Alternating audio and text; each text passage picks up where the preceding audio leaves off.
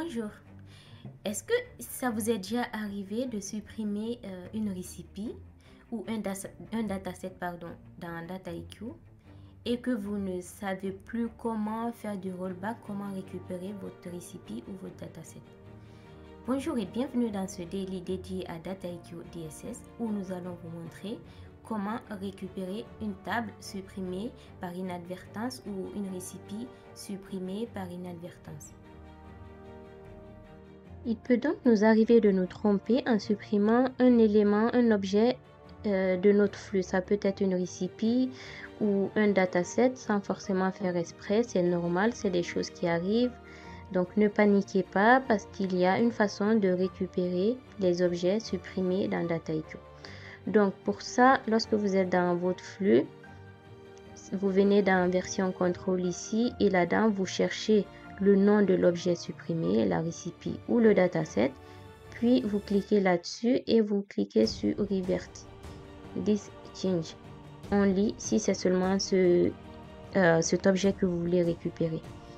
Donc, nous allons mettre en place un exemple ici. Là, je vais partir de ce jeu de données. Je vais le copier. Voilà, il s'appelle bien test var global copy. Je copie le jeu de données. Après la copie du dataset, on va le supprimer. Voilà, j'ai supprimé mon dataset et maintenant je souhaite le récupérer. Du coup, je viens dans version contrôle. À ce niveau, je vais cliquer sur Revert This Change Only.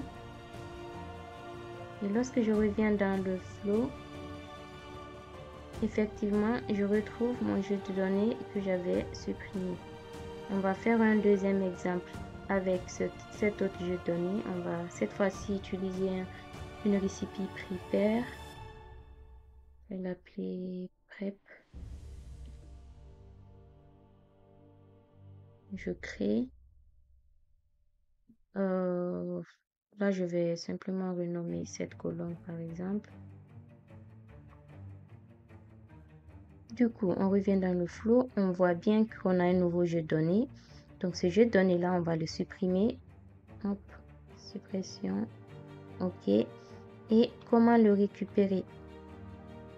Donc, pour le récupérer, version contrôle, online prep, on clique dessus, Revert.